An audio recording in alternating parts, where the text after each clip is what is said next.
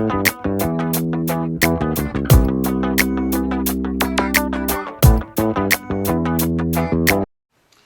this is Glendon with the Monday Morning Pep Talk.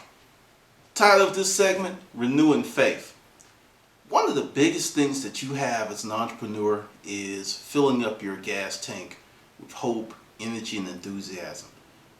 You'll have a bad day, you'll have a bad week, sometimes you'll have a bad month.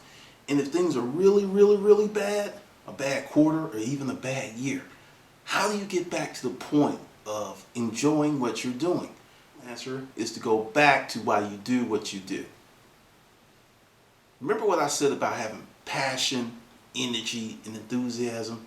If you're doing things for the wrong reason, it's very hard to renew your faith because you don't have a foundation which to build upon.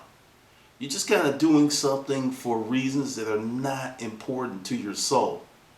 If you're pursuing a goal for someone else, or if you're pursuing something to make your parents happy, and that's not one of your core beliefs, you're going to run out of gas. Your faith's going to run out, and you're just going to stop doing what you're doing. Or if you manage to do it, if you're one of those people with undying loyalty, and you just manage to push through, every day is going to be like you're dying. So this is how you renew your faith. You go back to ground one. Why am I doing what I'm doing? If you're doing it for your family, you're a family person, you have kids, you're taking care of your parents, that's a lot of motivation. If you're a person that is self-employed or someone that's chasing your dreams, you know that every day can be a struggle if you do not have an enormous amount of faith. And when I say faith, I'm not talking about faith in the terms of the King James Bible or God. I'm talking about the faith that you have in yourself. There's two types of faith. There's your spirituality and that level of faith. Then there's the faith that you are making the right decisions, that you're doing the right things. Now, one of the most debilitating things that happens when you're chasing a dream is there's a lot of time and energy and work that goes into chasing a dream with little to no results for an extended period of time. And when I say extended, I'm not talking about a few hours, a few days. I'm talking about it could be weeks, months, or years. So how do you manage to keep your faith level high when all you're doing is just going on essentially air? Because nothing's really happening. And understand, you're going to have bad days. You're going to have bad weeks. You're going to have bad months. And if things are really ugly, bad quarters and bad years. This is how you renew your faith.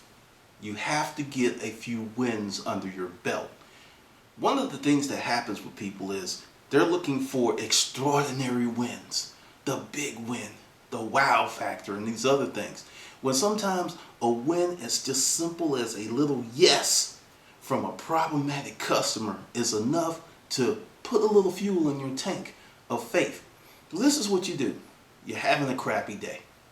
Things aren't going the way that you want. You just take a moment, sit back, you turn your cell phone off, you close your computer or you turn your email off, you unplug the phone, and you take 10 minutes to come up with a plan, a very small plan. You're not trying to change the world. You're not going to try to solve all of your problems. You're going to take 5 little things that have been bugging you, and you're going to come up with a plan to fix them. Does it matter if they're in the course of your work? No. It could be personal. It could be something with your church. Just 5 little things, come up with, give you an example. Say you've been meaning to contribute to the bake sale, but you just hadn't found enough time to do it, which really is pretty much it wasn't that important to you, or you would have made the time. So now it's going to become important enough for you to make the time. You put it on the list, and then if you can, you go to the store at that moment. Get the ingredients and put them in your car. Then come back to work. Then when you get home, before you turn on the television, before you get on the phone with your boy, your dude or your girl, you make those cookies. Once they're in the oven and going, then you can kind of start doing other stuff. And then, bam, that's one thing off the list. Say there's another thing. You've been meaning to pay someone a visit.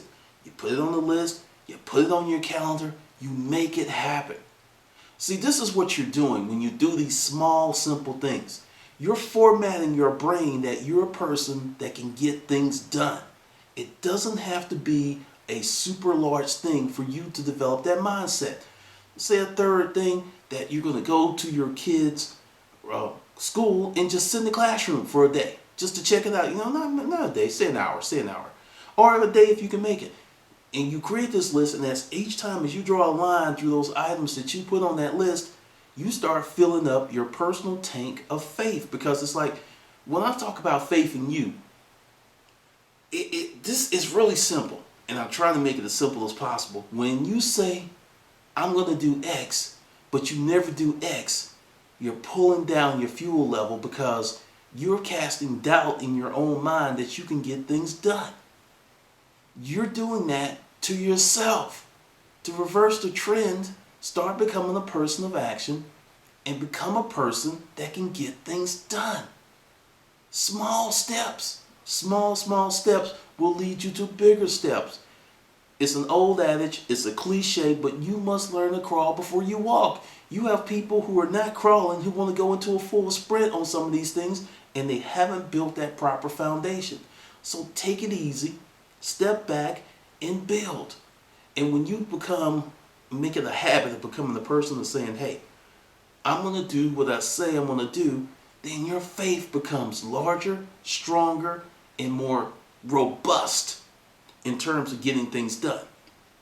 And I'm not saying, say it takes you 6 months to do some things. As long as you get them done, you will improve your self-esteem and your ability to do bigger and better things.